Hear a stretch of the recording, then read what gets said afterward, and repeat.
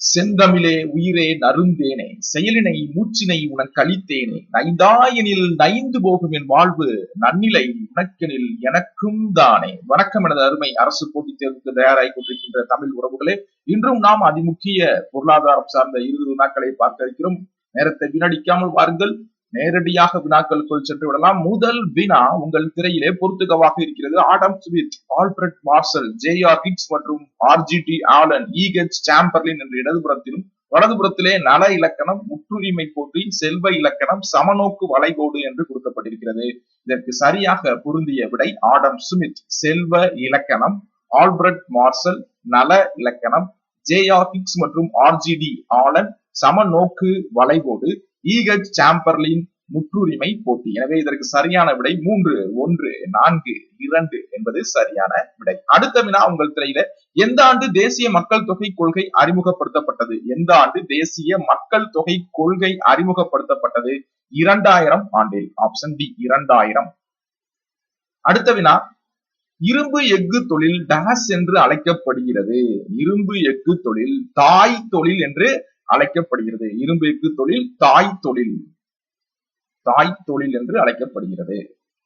அடுத்த வினா, பொருளாதார வறட்சி நிலைகளை வரிசைப்படுத்துக. இங்கே என்ன கொடுக்கப்பட்டிருக்கிறது? பொருளாதார முயற்சிக்கான செயலூக்கம், பொருளாதார மேலெழு நிலை, பொதுமக்களின் பேரளவு நுகர்ச்சி காலம், பழமையான சமுதாய அமைப்பு முறை, மாறும் நிலையில் உள்ள சமுதாயம் என்று 1, 2, 3, 4, 5 என்று கொடுக்கப்பட்டிருக்கிறது. இதை சரியாக நாம் வரிசைப்படுத்த வேண்டும். பொருளாதார வளர்ச்சி நிலைகளை சரியான முறையிலே வரிசைப்படுத்தினோமே ஆனால் முதலிலே 4, அதாவது பழமையான சமுதாய அமைப்பு முறை, அதற்கு பின்பாக 5 மாறும் நிலையில் உள்ள சமுதாயம், அதற்கடுத்தபடியாக 2 பொருளாதார மேலெழு நிலை, அதற்கடுத்தபடியாக 1 பொருளாதார முதிர்ச்சிக்கான செயலூக்கம், இறுதியாக பொதுமக்களின் பேரளவு நுகர்ச்சி காலம். எனவே 4, 5, 2, 1, 3 என்பது பொருளாதார வளர்ச்சி நிலையின் சரியான வரிசை ஆகும். அடுத்த வினா உங்கள் திரையில, நிதி நிறுவனங்களுக்கான பயனுள்ள தீர்மானமான ஆட்சி முறைகளின் முக்கிய பண்பு கூறுகள். FSB பினான்சியல் ஸ்டெபிலிட்டி போர்டு நிதி நிலைத்தன்மை குழுவால் எப்பொழுது ஏற்றுக்கொள்ளப்பட்டது?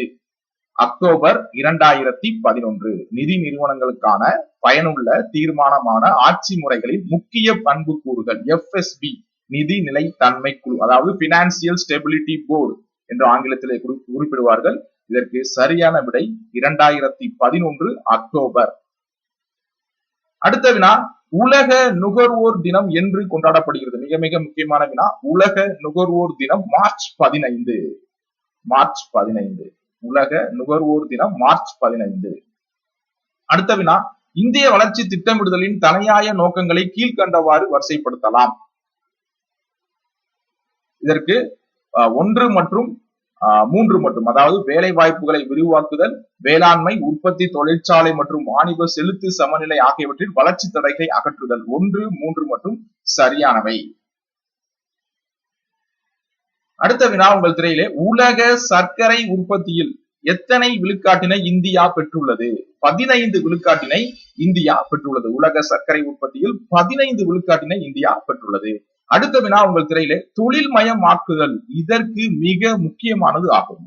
தொழில் மயமாக்குதல் இதற்கு, அதாவது எதற்கு மிக முக்கியமானது என வினா கேட்கப்பட்டிருக்கிறது? பொருளாதார வளர்ச்சியை அடைதல். பொருளாதார வளர்ச்சியை அடைதல் தான் தொழில் மயமாக்குதலுடைய மிக முக்கியமானது ஆகும். அடுத்த வினா உங்கள் திரையில நீங்கள் பார்த்துக் கொண்டிருக்கிறீர்கள். இது CBSE king Tamil YouTube channel. இது சாதனையாளருக்கான தளம், சாதிக்க துடிப்போருக்கான தளம். தொழிற்சாலைகளின் நிதி தேவை என்பது குறுகிய கால அளவில் டேஸ் தேவையை நிறைவேற்றுதலை குறிப்பிடுவதாகும். நடைமுறை மூலதனம். Option A. தொழிற்சாலைகளின் நிதி தேவை என்பது குறுகிய கால அளவில் நடைமுறை மூலதனம் தேவையை நிறைவேற்றுவதை குறிப்பிடுவதாகும்.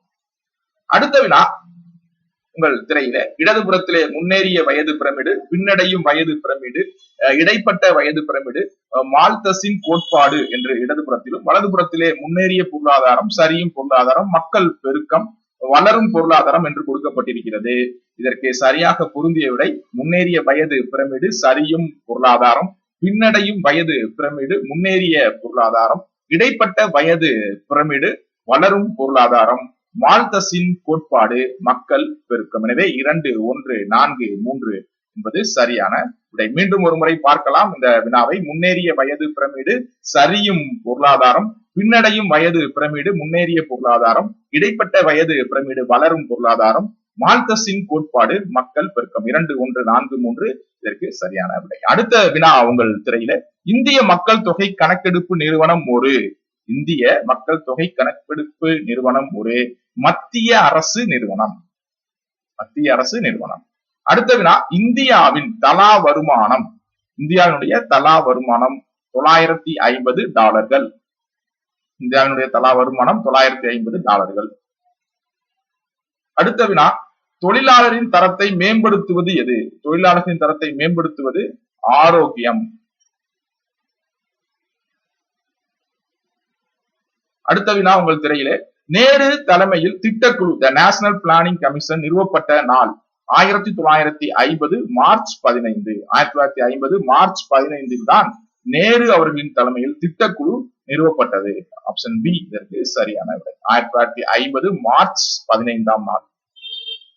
அடுத்த வினா, சமுதாய மாற்றம் காணும் முகவர் யார்? சமுதாய மாற்றம் காணும் முகவர் தொழில் முனைவோர். சமுதாய மாற்றம் காணும் முகவர் தொழில் முனைவோர்.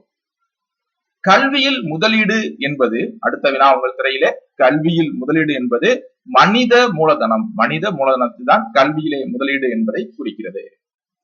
அடுத்த வினா, இயற்கையின் இலவச கொடை என்பது எது? இயற்கையின் இலவச கொடை. இங்கே வழங்கப்பட்டுள்ள விடைகளை பொறுத்தவரை இயற்கையின் இலவச கொடை என்பது நிலம். அடுத்த வினா மிக முக்கியமான வினா. 1901 முதல் 1946 வரை பிரிக்கப்படாத இந்தியாவின் நாட்டு வருமானத்தின் போக்கு வளர்ச்சி விகிதம் என்ன? 1.2%.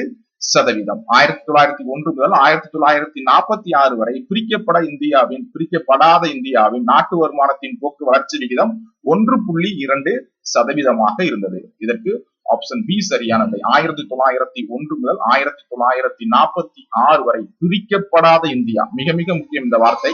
பிரிக்கப்படாத இந்தியாவின் நாட்டு வருமானம் எப்படி இருந்தது? அந்த வருமானத்தின் போக்கு வளர்ச்சி விகிதம் என்ன என்று கேட்கப்பட்டிருக்கிறது. 1.2%. 1901 முதல் 1946 வரை பிரிக்கப்படாத இந்தியாவின் நாட்டு வருமானத்தின் போக்கு வளர்ச்சி விகிதம் 1.2%. இன்றைய அதிமுக்கிய வினாவினுடைய இறுதி வினாவிற்கு வந்துவிட்டோம். இதுவரை நமது சேனலை சப்ஸ்கிரைப் செய்யாதவர்கள் இப்பொழுது சப்ஸ்கிரைப் செய்யுங்கள். இது சிபிஎஸ்இ கிங் தமிழ். இது சாதனையாளருக்கான தளம், சாதிக்க துடிப்போருக்கான தளம். வங்கிகளில் அனுமதிக்கப்பட்ட அனைத்து கடன்களையும் இந்திய ரிசர்வ் வங்கி மதிப்பீடு செய்யும் பின்னேற்பு திட்டம். மிக மிக முக்கியமான வினா, குறிப்பெடுத்து வைத்துக் கொள்ளுங்கள். அனைத்து வினாக்களுமே முக்கியமான வினாக்கள். அனைத்து வினாக்களையுமே நீங்கள் நோட்டிலே குறிப்பெடுத்து படித்து வரும்பொழுது நிச்சயமாக சாதிக்கலாம். வங்கிகளில் அனுமதிக்கப்பட்ட அனைத்து கடன்களையும் இந்திய ரிசர்வ் வங்கி மதிப்பீடு செய்யும் பின்னேற்பு திட்டம். கடன் முறைப்படுத்தும் ஏற்பாடு. கடன் முறைப்படுத்தும் ஏற்பாடு. இந்த 20 வினாக்கள் நிச்சயமாக உங்களுக்கு பயனுள்ளதாக இருந்திருக்கும் என்ற நம்பிக்கையோடு விடைபெற்று செல்கிறேன். மீண்டும் அற்புதமான காணொளியில் உங்களை சந்திக்கிறேன். நன்றி, வணக்கம்.